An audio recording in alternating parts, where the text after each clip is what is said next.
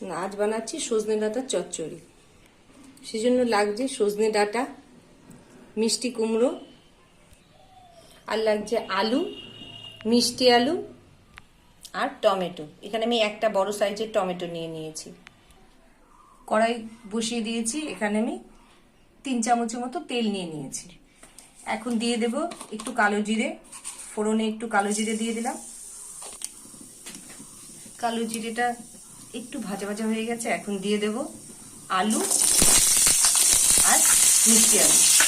এটাকে একটু ভেজে নেব, আলু আর মিষ্টি আলুকে একটু ভেজে নেব।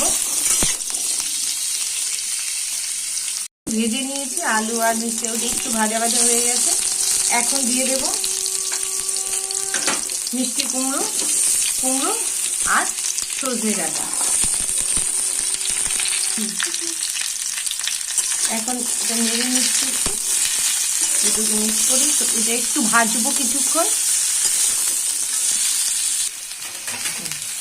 আর দিয়ে দিচ্ছি, এখন একটু ভাজা ভাজা হয়ে গেছে, দিয়ে দিচ্ছি 3টে কাঁচা চেরা লঙ্কা আর যে টমেটোটা কেটে রেখেছিলাম সেই টমেটোটা। আর দিয়ে দিচ্ছি পরিমাণ মতো নুন আর 1/2 চামচের চাইতেও কম হলুদ গুঁড়ো। এখন আবার ভালো করে মিক্স করে নেব। গ্যাসের আঁচটা কমিয়ে দিয়ে কিছুক্ষণের জন্য ঢাকা দিয়ে রাখবো। একবার ঢাকা খুলে দেখে নিই।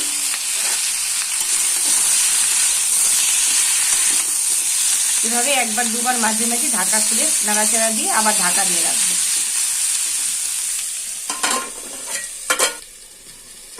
আরেকবার খুলে চেক করে নিই। এখন দেখুন কিছুটা সেদ্ধ হয়ে এসছে। এই যে টমেটোগুলো আমাদের, আলু কিছুটা সেদ্ধ হয়ে এসছে।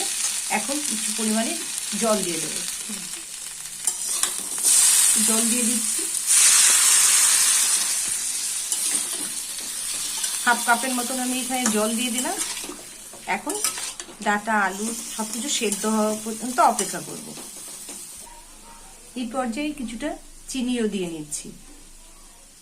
যদি আপনি মিষ্টি খেতে না চান তাহলে এটা স্কিপ করতেও পারেন, চিনি স্কিপ করে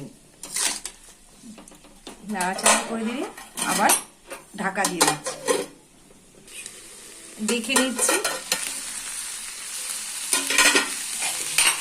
দেখুন হয়ে এসছে।